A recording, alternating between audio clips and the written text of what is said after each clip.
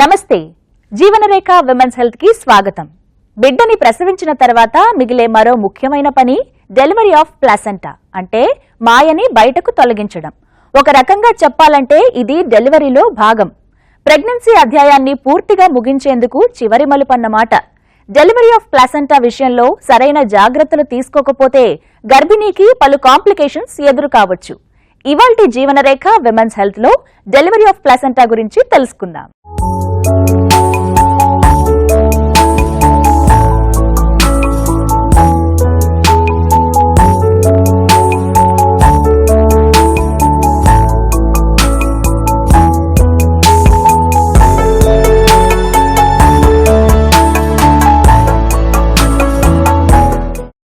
Placenta లేదా మాయ అనేది pregnancy 9 నెలల సమయంలో గర్భస్థ శిశువుకి లైఫ్ లైన్ లా సపోర్ట్ చేస్తుంది. బేబీ పుట్టిన కొద్ది నిమిషాల్లో ప్లాసెంటా కూడా బయటకు వచ్చేయాల్సి ఉంటుంది. గర్భసంచికి ఆనుకుని ఉండే ప్లాసెంటా బేబీ పుట్టిన తర్వాత వైద్యులు ఇచ్చే కొద్ది సాయంతో బయటకొచ్చేస్తుంది. ఇక్కడితో డెలివరీ ముగిసినట్టు.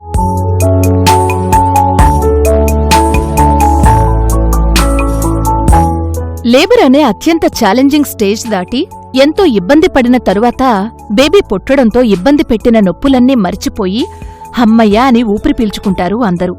గండం గడిచి పిండం బయటపడటం అంటే ఇదే మరి. కాకపోతే బేబీ బయటకొచ్చినా కూడా మొత్తం ప్రాసెస్లో బ్యాలెన్స్ కాస్త ఇంకా ఉంటుంది. అదే డెలివరీ ఆఫ్ ప్లాసెంటా. అది తెలుసుకునే ముందు అసలు ప్లాసెంటా అంటే ఏంటి అని చూస్తే, ప్లాసెంటా లేదా మాయ గర్భం దాల్చిన తరువాత గర్భసంచి గోడలకి అతుక్కుని ఏర్పడే ఒక భాగం. దీని ద్వారానే గర్భంలో పెరిగే బేబీకి ఆక్సిజన్తో పాటు పోషకాలన్నీ కూడా అందేది. ప్లాసెంటా బేబీకి ఒక రక్షణ కవచం లాంటిదన్నమాట. మరి డెలివరీ అయిపోయాక బేబీ బయటకొచ్చేస్తే అక్కడితో ప్లాసెంటా పని ముగిసినట్టే. బిడ్డ ఒకసారి బయటకొచ్చిన తర్వాత అందరికీ ఎంతో రిలీఫ్గా ఉంటుంది, అటు తల్లిదండ్రులకి ఇటు డాక్టర్లకి కూడా. అయితే ఇంకొక ముఖ్యమైన స్టెప్ కూడా ఉంది. ఇది ఎప్పుడు మనం పెద్ద అంటే దాని గురించి మామూలు వాళ్ళకి అవగాహన ఉండదు, కానీ డాక్టర్లకి ఈ స్టేజ్ ఎప్పుడూ చాలా ముఖ్యమే. ఎందుకంటే మాయ బయటికి రావాలి. బిడ్డ బయటకు వచ్చిన తర్వాత ప్లెసెంటా బయటకు వచ్చేంత వరకు ఆ డెలివరీ ప్రాసెస్ పూర్తయినట్టు లెక్క కాదు. సో ఈ ప్లెసెంటాని డెలివరీ చేయడంలో కూడా 1-2 పద్ధతులు ఉన్నాయి. మొదటిది ఏంటంటే న్యాచురల్గా వదిలేయటం. అంటే దాని అంతటది గర్భాశయం నుండి విడిపోయి మాయ గర్భాశయానికి అతుక్కుని ఉంటుంది. అది మనకందరికీ తెలుసు. అయితే ఎందుకు విడిపోతుంది? గర్భాశయం ఇంత పెద్ద సైజు నుండి బేబీ బయటకు వచ్చిన తర్వాత ఇంత సైజుకి అయిపోతుంది, కానీ మాయ మాత్రం అదే సైజు ఉంటుంది. అయితే మాయ అతుక్కున్న చోట గర్భాశయం ముడుచుకోవటం వల్ల మాయ విడిపోతుంది. డెలివరీ ఆఫ్ ప్లాసెంటాతో లేబర్ ముగుస్తుంది. ఇది లేబర్లో ఆఖరి ఘట్టం అన్నమాట.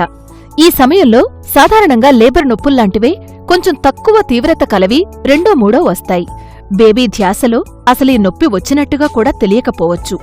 ఈ చిన్న కాంట్రాక్షన్స్ ప్లాసెంటా బయటకు తెచ్చేందుకు సూచనగా చెప్పుకోవచ్చు. సహజంగా దానంతటది విడిపోవడం ఒక పద్ధతి కాగా, యాక్టివ్ మేనేజ్మెంట్ ఆఫ్ లేబర్లో భాగంగా ముందు జాగ్రత్తగా మాయని మెడికల్ ఎక్స్పర్ట్స్ డెలివర్ చేస్తారు. మామూలుగా ఇప్పుడు మనం స్టాంప్ చించడానికి పర్ఫరేషన్స్ ఎలా ఉంటాయో అంత తేలిగ్గా మాయ ఊడొచ్చేయాలి. అది బయటికి దానంతట అదే బయటికి రావాలి. మళ్ళీ 1-2 నొప్పుల్లాగా వస్తాయి అమ్మాయికి. అమ్మాయి పుష్ చేస్తే సాధారణంగా దానంతట అది బయటికి వచ్చేస్తుంది. దీనికి దానంతట అది వస్తే ఉజ్జాయింపుగా ఒక 30 నిమిషాలు పట్టవచ్చు. అయితే రెండవ దాన్ని active management of third stage అంటారు. అంటే చాలామంది యాక్టివ్ మేనేజ్మెంట్కి ప్రిఫర్ చేస్తారు డాక్టర్స్.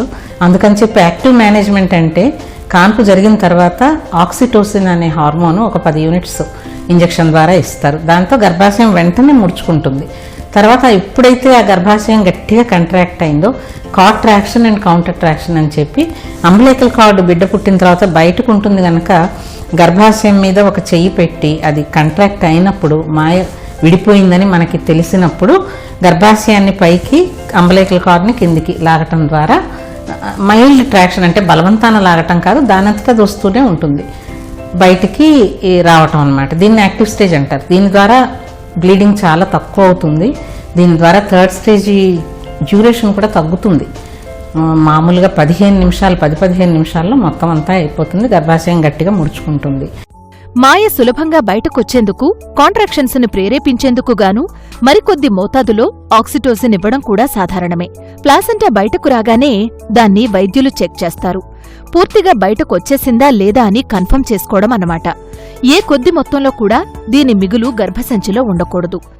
తీసిన తర్వాత మాయని పరీక్షించాలి. మాయ మొత్తంగా వచ్చేసిందా, ఏమన్నా బిట్స్ లోపల ఉండిపోయినాయా, మాయతో పాటు మెంబ్రెయిన్స్ దాన్ని ఇలా తిరగేసి బోర్లించి వేస్తే మాయ పైన మెంబ్రెయిన్ ఇలాగ కవర్ లాగా వచ్చి ఒక చిన్న ఓపెనింగ్లో ఏదైతే బేబీ బయటకు వచ్చిందో చిన్న ఓపెనింగ్ తప్పించి మిగతా మెంబ్రెయిన్స్ అంతా కంప్లీట్గా మనకి కనపడాలి. సో ఎందుకంటే చిన్న మెంబ్రెయిన్ మొక్క లోపల ఉండిపోయినా కూడా యూట్రస్ కాంట్రాక్ట్ కాదు. యూట్రస్ కాంట్రాక్ట్ కాకపోతే బ్లీడింగ్ అవుతుంది. So third stage of labour చాలా ఇంపార్టెంట్. బేబీ రాగానే ఆక్సిటోసిక్ ఇంజెక్షన్స్ ఇస్తామన్నమాట. ఐవీ ఫ్లూయిడ్స్ నడిచినట్లయితే ఐవీ ఫ్లూయిడ్స్లో ఎక్కిస్తాం, లేదా ఇంట్రామస్కులర్ ఆక్సిటోసిన్ ఇస్తాం. కొన్నిసార్లు అంబులైకల్ వెయిన్ మాయ తొందరగా సెపరేట్ కానట్లయితే అంబులైకల్ వెయిన్లో కూడా ఆక్సిటోసిన్ ఇంజెక్ట్ చేసినట్లయితే ప్లసెంటల్ సైట్లో ఆక్సిటోసిన్ ఉండి దానివల్ల కూడా సెపరేట్ అయ్యి వచ్చేస్తుంది. ఇక డెలివరీ కాగానే సహజంగానే గొప్ప రిలీఫ్గా ఉంటుంది గర్భిణికి. దీంతో పాటుగా విపరీతమైన అలసట కూడా ఆవహిస్తుంది. బేబీ పుట్టిన సంతోషం కొత్త శక్తిని తెచ్చిపెడుతుంది కూడా. ఈ స్థాయిలో బాగా దాహంగా అనిపిస్తుంది. కొందరిలో చిల్స్ అంటే చలిపెట్టినట్టుగా ఫీలింగ్ ఉండొచ్చు. వెజైనల్ డిశ్చార్జ్ అంటే రక్తస్రావం కూడా ఒక సాధారణ పోస్ట్ డెలివరీ లక్షణమే. కొందరు డెలివరీ అవ్వగానే ఇమీడియట్గా వాళ్ళకి కొంచెం కళ్ళు తిరిగినట్టుగా గిడినెస్ అండ్ చెమటలు పట్టడము ఇవన్నీ తరచుగా చూస్తూ ఉంటాము. అందుకని డెలివరీ అవ్వగానే మనము ప్రెగ్నెంట్ ఉమెన్ని స్ట్రెయిట్ పొజిషన్లో పడుకోబెడుతూ ఉంటాము. అండ్ ఫ్లూయిడ్స్ ఈ బాగా గిడినెస్ కంప్లైంట్ చేసిన వాళ్ళకి బ్లీడింగ్ ఎక్కువ పోతుందా కూడా చూసుకోవాలి. Heart rate, blood pressure check చేసి ఆ రెండు బాగున్నాయి అంటే ఇది కొంచెం కామన్గా చూస్తూ ఉంటాము. మనం పేషెంట్కి రియాష్యూర్ చేస్తే సరిపోతుంది. అండ్ తరచుగా చూసేది ఎపిడ్యూరల్, స్పెషల్లీ ఎపిడ్యూరల్ మీద ఉన్నప్పుడు డెలివరీ అయిన తర్వాత అది ఆటోనామిక్ నర్వస్ సిస్టమ్ కొంచెం డిస్టర్బెన్సెస్ వల్ల ఈ చిల్స్ అంటే కొంచెము చలిగా ఉండటము, అది వణకడం ఇవన్నీ చాలా తరచుగా చూస్తూ ఉంటాం. బట్ ఇవి న్యాచురల్గా స్పాంటేనియస్గా అవి కూడా సప్రెస్ అయిపోతుంటాయి. వాటికి ఏమి స్పెసిఫిక్గా మెడిసిన్స్ ఏమీ ఇవ్వాల్సిన అవసరం లేదు. బట్ పేషెంట్కి ఆ థర్స్ట్నెస్ అంటే దాహము ఇవన్నీ అది ఆ సిమ్టమ్స్ని చూసుకుంటూ మనము ఫ్లూయిడ్స్ ఇవ్వటం జరుగుతూ ఉంటుంది. ప్రతి ఒక్క స్త్రీ తల్లి కాగానే ఒక్కో రకంగా రియాక్ట్ కావచ్చు.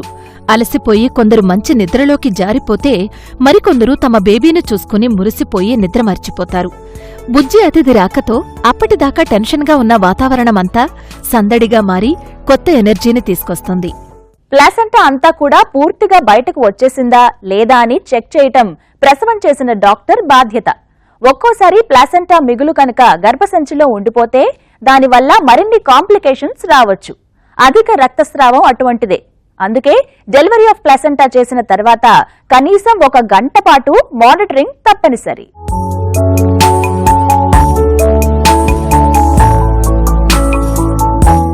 ప్లాసెంటా పూర్తిగా డెలివరీ అయిపోతే డెలివరీ అంతా పూర్తయినట్లు. ప్లాసెంటా డెలివరీ చాలా కీలకమైనదిగా చెప్పుకోవచ్చు. ఎందుకంటే ఇది కనుక సరిగ్గా జరగకపోతే పలు కాంప్లికేషన్స్ కలగవచ్చు. వాటిలో ముఖ్యమైనది కాన్పు తర్వాత జరిగే అధిక రక్తస్రావం. వీటి మాయ సెపరేట్ అయ్యి వచ్చేది ఇది చాలా క్రూషియల్, చాలా ఇంపార్టెంట్ స్టేజ్. ఎందుకంటే మాయ నుంచే తల్లి నుంచి రక్తము మాయ ద్వారా పొర మధ్యలో ఉంటుంది. తల్లి రక్తం బిడ్డ రక్తం కలవకుండా ఈ మాయ మధ్యలో ఉంటుంది. అయితే ఒక డిస్క్ ఆకారంలో ఉంటుంది ఈ మాయ. అంత ఏరియా తల్లి వైపు నుంచి బాగా రక్త ప్రసారం జరుగుతుంది కాబట్టి సైనసెస్ అంటాం, ప్లెసెంటల్ సైనసెస్ అంటాం. సో ఈ మాయ సెపరేట్ అయ్యి వచ్చినప్పుడు యూట్రస్ కంట్రాక్ట్ అయ్యి ఇట్లా కుచించుకున్నప్పుడు ఈ సైనసెస్ మూసుకుపోతాయి. సో బ్లీడింగ్ ఆగిపోతుంది. ప్రతి నిమిషం దాదాపు 500 మిల్లీలీటర్ల రక్తము యూట్రస్ ద్వారా మాయకు వెళ్తుంటుంది. ఎప్పుడైతే బేబీ బయటకు వచ్చేస్తుందో సైజ్ తగ్గిపోతుంది కాబట్టి అది 500 నుంచి 200 మిల్లీలీటర్లు అనుకోండి రక్తం ప్లసెంటా ద్వారా బయటికి వచ్చే అవకాశం ఉంది ఆ సైట్ ద్వారా. సో ప్లసెంటా మాయ సెపరేట్ అయినప్పుడు అది కంప్లీట్గా దానంతట అది సెపరేట్ అయ్యే వరకు ఆగాలి. నెమ్మదిగా మాయని డెలివరీ చేయడం అత్యంత ముఖ్యం. బొడ్డుతాడును పట్టి మాయని బలవంతంగా గట్టిగా లాగడం వల్ల కూడా మరింత ప్రమాదం కలిగే అవకాశముంది. సాధారణంగా ఎమర్జెన్సీ కండిషన్స్లో ఇళ్ల దగ్గరే డెలివరీ అయిన సందర్భాల్లో ఈ ప్రమాదం ఎక్కువ. మాయ దానంతటది గర్భసంచి గోడల నుంచి యూట్రైన్ వాల్ నుంచి వేరుపడి స్లోగా కిందికి జారుకుంటూ వస్తుందన్నమాట.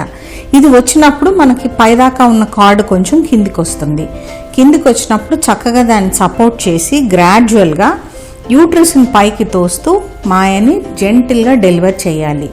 ఎప్పుడైనా కానీ కార్డును పట్టి గట్టిగా పీకకూడదు. ఇలా పీకినప్పుడు ఏమవుతుందంటే ఇంకా మాయ గర్భసంచికి అతుక్కునే ఉండి మొత్తం గర్భసంచితో సహా గర్భసంచి పైన ఫండస్ అంటారు యూట్రస్ని, దాంతో సహా మొత్తం ఇలాగా తిరగబడిపోయి, అంటే మనం బట్టలు తిరిగేసినట్టు గర్భసంచి మొత్తం తిరగబడిపోయి బయటకు వస్తుంది. దాన్ని యూట్రైన్ ఇన్వర్షన్ అంటారు. అది చాలా సీరియస్ కండిషను. దాన్ని కరెక్ట్ చేయడానికి మళ్ళీ తల్లికి మత్తిచ్చి ఆపరేషన్ థియేటర్లోకి తీసుకువెళ్లాల్సి ఉంటుంది. డెలివరీ ఆఫ్ ప్లాసెంటాలో లోపాలు జరిగితే ఎదురయ్యే ప్రమాదం యుటెరైన్ ఇన్వర్షన్ ఒకటి కాగా, మరో కాంప్లికేషన్ మాయతో పాటు బయటకు రావలసిన అమ్నియాటిక్ మెంబ్రేన్ ముక్కలు బయటకు రాక లోపలే మిగిలి ఉండిపోవడం. ఈ తరహా కండిషన్ మన దేశంలో చాలా సాధారణంగా జరుగుతున్నదే. ఫలితంగా అధికంగా రక్తస్రావం కావడం, అది తల్లి ప్రాణానికి ప్రమాదం కావచ్చు. దీన్నే పోస్ట్ పార్టం హెమరేజ్ అంటారు. అందుకే డెలివరీ చేసిన వైద్యులు మాయ మిగులు లేకుండా జాగ్రత్త పడాలి.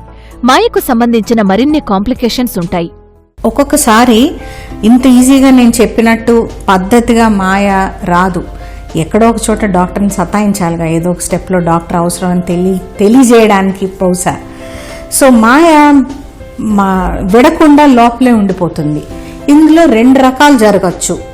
గర్భసంచి మౌత్ సర్విక్స్ ఏదైతే 10 సెంటీమీటర్స్ డైలేట్ అయిందో ఒక్కొక్కసారి ఫట్ మని కంప్లీట్గా క్లోజ్ ఆఫ్ అయిపోతుంది. మాయ సెపరేట్ అవుతుంది లోపల, కానీ బయటికి రావడానికి ద్వారం మూసుకుపోతుంది. సో దీన్ని రిటైన్ ప్లాసెంటా అంటారు. సో దీనికి ఏం చేయాలంటే కాసేపు వెయిట్ చేసి సింటోసినాన్ డ్రిప్ పెట్టుకొని మదర్కి ఏదన్నా మత్తు ద్వారా గ్యాస్ ద్వారా యూట్రైన్ రిలాక్సెంట్ కొంచెం ఇస్తే ఈ సర్విక్స్ అనేది మౌత్ అనేది ఓపెన్ అయ్యి మాయ తీయడానికి మనకి వీలవుతుంది. అరటిపండు తొక్కవలిస్తే ఎంత సులువుగా వస్తుందో ఆ విధంగా మాయ గర్భసంచి నుంచి విడిపోవాలి. కాని ఒక్కోసారి మాయ గర్భసంచికి అతుక్కునే ఉండిపోవచ్చు. అంతేకాదు, మాయ గర్భసంచి గోడల్లోకి చొచ్చుకునిపోతుంది. ఫలితంగా అధికంగా రక్తస్రావం కావచ్చు. కారణం తెలుసుకుని వైద్యులు అందుకు తగ్గ వైద్య సహాయం చేస్తారు. ఇలాంటివి మనం డయాగ్నోస్ చేసినప్పుడు దాన్ని నెక్స్ట్ థియేటర్లో తీయడమా, లేకపోతే ఉంచిన ముక్కని మిగిల్చేసి లోపల అది తర్వాత కరగడానికి టాబ్లెట్స్ వాడడమా, ఇంజెక్షన్స్ వాడడమా, ఇది మనం ఆ పరిస్థితిని బట్టి మనకున్న అవైలబుల్ సినారియోని బట్టి అవైలబుల్ ఫెసిలిటీస్ని బట్టి మనం డిసైడ్ చేసుకోవాలన్నమాట. సో మాయ డెలివరీ కూడా ప్రతిసారి ఈజీగా అయిపోదు. ఒక్కొక్కసారి అది కూడా నేను ఉన్నాను అని మనకు గుర్తు చేస్తుంది. డెలివరీ తర్వాత అధిక రక్తస్రావం కావడానికి మాయ నార్మల్ కంటే కూడా పెద్ద సైజులో ఉండడం కూడా కారణం కావచ్చు. కొన్ని ప్రత్యేకమైన మెడికల్ కండిషన్స్ ఉన్న గర్భిణీలలో, ఉదాహరణకి ఆటో ఇమ్యూన్ డిసీజెస్, డయాబెటీస్ లాంటివి ఉన్నా కూడా మాయ పెద్దదిగా ఉండడం వల్ల బ్లీడింగ్ ఎక్కువ కావచ్చు. ఇక ఒక్కో కేసులో గర్భసంచి పెద్దదిగా ఉండడం కూడా డెలివరీ తర్వాత అధిక రక్తస్రావం వెనక కారణం కావచ్చు. ఓవర్ డిస్టెండెడ్ యూట్రస్ అంటే చాలా పెద్ద సైజు గర్భసంచి. ఇది ఏ కండిషన్స్లో ఉంటుందంటే ట్విన్స్, ట్రిప్లెట్స్, క్వాడ్రుప్లెట్స్ ఇలాగా ఎక్కువ నంబర్ ఉన్నప్పుడు కానీ, ఎక్కువ ఉమ్మునీరు ఉన్నప్పుడు కానీ, లేకపోతే చాలా పెద్ద బేబీ ఉన్నప్పుడు కానీ గర్భసంచి మామూలు కంటే కూడా ఎక్కువ ఎక్స్టెండ్ అయిపోతుంది. మనం రబ్బర్ బ్యాండ్ని చాలా విపరీతంగా లాగిన తర్వాత వదిలేస్తే ఏమో వాళ్ళ రబ్బర్ బ్యాండ్ ఇలాగొచ్చి ఇలాగా రిట్రాక్ట్ అయిపోయి మళ్ళీ ఆ సైజుకి రావాలి. కానీ ఇలాగ అవుతుంది కదా అని దాన్ని విపరీతంగా లాగేస్తే ఇలా రాదు, అలా సాగిపోయి అక్కడే ఉండిపోతుంది. ఇలాగే యూట్రస్ తన శక్తికి మించి ఎక్స్టెండ్ అయినప్పుడు మళ్ళీ అది షేప్లోకి రాక ఈ లివింగ్ లిగేచర్స్ అనేవి పని చేయక బ్లీడింగ్ ఎక్కువ అవుతుంది. So over distended uterus. ఒక్కొక్కసారి బ్లడ్లోనే తేడాలు ఉండొచ్చు, కోయాగులేషన్ ఫ్యాక్టర్ డెఫిషియన్సీస్, ఇవి పూర్ న్యూట్రిషన్ ఉండొచ్చు, మనిషిలోనే ఈ కోయాగులేషన్ ఫ్యాక్టర్ డిఫెక్షన్ ఉండొచ్చు, లేకపోతే ఒక్కొక్కసారి సివియర్ ఎనీమియా, రక్తహీనతలో కూడా మనం ఇలాంటి పరిస్థితులు చూస్తూ ఉంటాం. ఒక్కోసారి మాయ సంబంధ కారణాలు కాకుండా బేబీ బయటకొచ్చే క్రమంలో సర్విక్స్ బాగా టేర్ అయిపోవడం, లేదంటే యోని మార్గం దగ్గర టేర్స్ అయినప్పుడు కూడా అధిక రక్తస్రావం కావచ్చు. ప్లాసెంటా డెలివరీ కూడా అయిపోతే డెలివరీ అధ్యాయం పూర్తిగా ముగిసినట్టే. దాదాపు 24 గంటల వ్యవధి పాటు జరిగే లేబర్ డెలివరీ ప్రాసెస్ తర్వాత బిడ్డని ప్రసవించిన స్త్రీకి ముందుగా కావాల్సింది విశ్రాంతి. డెలివరీ తర్వాత బాలింతరాలు కేర్లో తీసుకోవాల్సిన జాగ్రత్తల గురించి ఇప్పుడు తెలుసుకుందాం.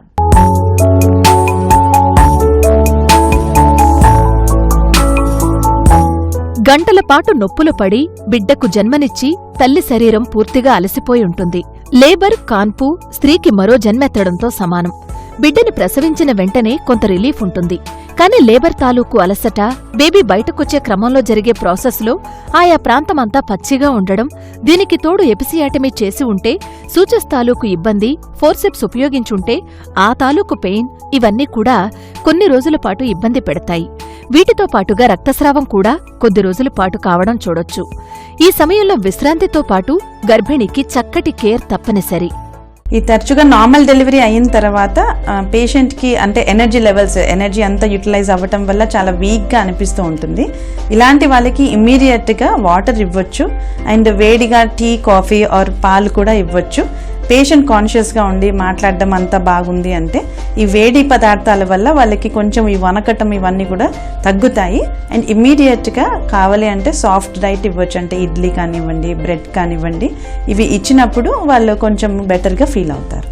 నార్మల్ డెలివరీ అయ్యాక సహజంగానే బాలింతరాలి శరీరానికి సత్వర శక్తిని ఇచ్చే విధంగా ఆహారం తీసుకోవాలి. పోస్ట్ ప్రెగ్నెన్సీ డైట్ గురించి ఇప్పుడు తెలుసుకుందాం. సాధారణంగా డెలివరీ కాగానే ఎలాంటి ఆహారాలు తీసుకోవాలి అనే విషయం మీద భిన్నాభిప్రాయాలు ఎప్పుడూ ఉంటూనే ఉంటాయి. బాలింతరాలకి ఎలాంటి ఆహారాలివ్వొచ్చు అనే ప్రశ్న వస్తే, ప్రత్యేకించి కొన్ని ఆహారాలను డెలివరీ అయిన తర్వాత తీసుకుంటే సత్వర శక్తితో పాటు తిరిగి నార్మల్ హెల్త్ను సంతరించుకోవచ్చు. అవి అధికంగా శక్తి ఇచ్చే ఆహారాలు, పానీయాలు తీసుకోవచ్చు. ఉదాహరణకి ఫుల్ క్రీమ్ పాలు, నెయ్యి, డ్రై ఫ్రూట్స్, బెల్లం లేదా చక్కెరతో పాటు తీసుకోవచ్చు. ఓట్స్తో చేసిన కిచిడి పుష్కలంగా iron, calcium, fibre, carbohydrates, proteins ఇవన్నీ ఉంటాయి. అరటిపండు, యాపిల్, మామిడి పళ్ళు తినే ఆహారంలో పసుపు జోడించడం వల్ల విటమిన్స్తో పాటు పొటాషియం, మెగ్నీషియం లభిస్తాయి. వాము అజీర్తి దూరం చేసేందుకు ఎండబెట్టిన అల్లం పొడి, దీన్నే మనం సొంఠి అంటాం. ఎండబెట్టిన అల్లం పొడిలో పలు పోషకాలతో పాటు శరీరానికి తిరిగి ఆరోగ్యం చేకూర్చేందుకు ఎంతగానో సహాయపడుతుంది. మసూర్ దాల్, పెసరపప్పు లాంటి తేలిగ్గా అరిగే పప్పు ధాన్యాలు, రాగి కూడా మంచి సోర్స్ ఆఫ్ ఐరన్, అలాగే కాల్షియం. బాదం పప్పు, నువ్వులు, ఆకుకూరలు, తేలిగ్గా అరిగే కూరగాయలు ఇవన్నీ కూడా డెలివరీ అయిన తర్వాత తీసుకోవడం ద్వారా శక్తితో పాటు అవసరమైన హెల్త్ బెనిఫిట్స్ పొందవచ్చు. జీవనరేఖ విమెన్స్ హెల్త్ లో మీకోసం ఒక గుడ్ హెల్త్ టిప్. డెలివరీ అయిన వెంటనే ఆ ఎనర్జీ అంటే కొంచెం వీక్గా అనిపించటం వల్ల మనకి ప్రెగ్నెంట్ ఉమెన్కి ఏది తినగలుగుతుందో అది ఇవ్వచ్చు. అన్ని రకాల ఫుడ్స్ కూడా ఇవ్వచ్చు. ఇది తినకూడదు అనేది ఏమీ లేదండి. ఇది తినటం వల్ల బేబీకి ఫీడ్లో ప్రాబ్లం రావటం కానీ, తనకు అరగకపోవడం కానీ ఏమీ ఉండదు. బట్ నార్మల్ డెలివరీ అయినప్పుడు అన్ని రకాల ఫుడ్ అన్ని కూడా తినొచ్చు. బట్ ఫస్ట్ ఇనీషియల్గా మాత్రము ఏది ఈజీగా డైజెస్ట్ అవుతుందో బేసిక్గా ఫస్ట్ వేడిగా ఏదన్నా కాఫీ, టీ కానీ, మిల్క్ కానీ ఇచ్చేసి సాఫ్ట్ డైట్ ఇచ్చి వామిటింగ్స్ ఏమీ లేనప్పుడు ఫర్దర్గా అన్ని ఐటమ్స్ తినడానికి అవకాశం ఉంటుంది. ఇది కొంతమందికి బ్లీడింగ్ ఎక్కువ అవుతూ ఉన్నప్పుడు మాత్రము వాళ్ళకి గిడినెస్ కానీ కొంచెం కళ్ళు తిరగటం అట్లా ఉన్నప్పుడు వాళ్ళకి మాత్రము ఈజీగా డైజెస్ట్ అయ్యే ఫుడ్డే ఇవ్వాలి ఫస్ట్ డే. కొంతమందికి వామిటింగ్స్ అంటే మనం మెడిసిన్స్ ఇవ్వటం వల్ల కూడా వామిటింగ్ సెన్సేషన్ ఎక్కువ ఉంటుంది. అలాంటి వాళ్ళకి చూసుకుంటూ లిక్విడ్ డైట్ ఇవ్వటం కానీ అండ్ వామిటింగ్ రాకుండా ఇంజెక్షన్స్ ఇచ్చిన తర్వాత కొద్దిసేపు ఆగిన తర్వాత ఫుడ్ ఇవ్వటం కానీ జరుగుతూ ఉంటుంది. ఇవాల్టి ఎపిసోడ్లో చూసిన అంశాలన్నింటినీ ఒక్కసారి గుర్తు చేసుకుందాం. ప్లాసెంటా లేదా మాయ గర్భంలో పెరిగే బేబీ చుట్టూ ఒక రక్షణ కవచంలా ఉంటూ అది పెరిగేందుకు కావలసిన పోషకాలు, ఆక్సిజన్ అందిస్తుంది. అది బేబీ పెరిగేందుకు కావలసిన పోషకాలు, ఆక్సిజన్ అందిస్తుంది. ప్రెగ్నెన్సీలో ఇది గర్భసంచి లోపలి గోడలకు అతుక్కుని ఏర్పడే ఒక అదనపు భాగం. బేబీ పుట్టిన తరువాత ఇక దీని పని ఏమీ ఉండదు కాబట్టి అది కూడా బయటకొచ్చేస్తుంది. దీన్నే డెలివరీ ఆఫ్ ప్లాసెంటా అంటాం. దీన్ని డెలివరీ చేసేటప్పుడు సరైన జాగ్రత్తలు తీసుకోవాలి. ఏ మిగులు గర్భసంచిలో ఉండిపోయినా కూడా అధిక రక్తస్రావం కావచ్చు. ప్లాసెంటా డెలివరీ విషయంలో వైద్యుల నేర్పరితనం ఎంతో ముఖ్యం. సమస్య ఉంటే ఏ కొద్ది ఆలస్యం చేసినా కూడా హెవీ బ్లీడింగ్ అయ్యి తల్లికి ప్రమాదం ఉంటుంది. డెలివరీ కాగానే తల్లి శక్తినిచ్చే ఆహారాలను, పానీయాలను తీసుకోవడం తప్పనిసరి. దీంతోపాటు ఆమెకు చక్కటి విశ్రాంతి కూడా అవసరం.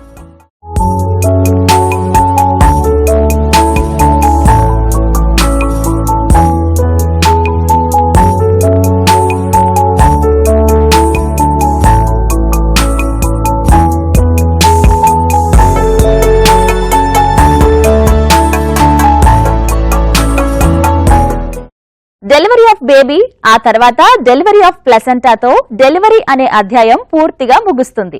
ఈ రోజు ఈ దిశగా మేము అందించిన వివరాలన్నీ కూడా మీకు ఎంతగానో ఉపయోగపడతాయని ఆశిస్తున్నాం.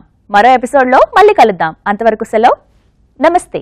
జీవనరేఖ విమెన్స్ హెల్త్ కార్యక్రమాన్ని మీరు www.youtube.com/ETV Life Indiaలో చూడొచ్చు మరియు www.facebook.com/ETV Life India అలాగే www.twitter.com/ETV Life Indiaలో ఫాలో చేయొచ్చు.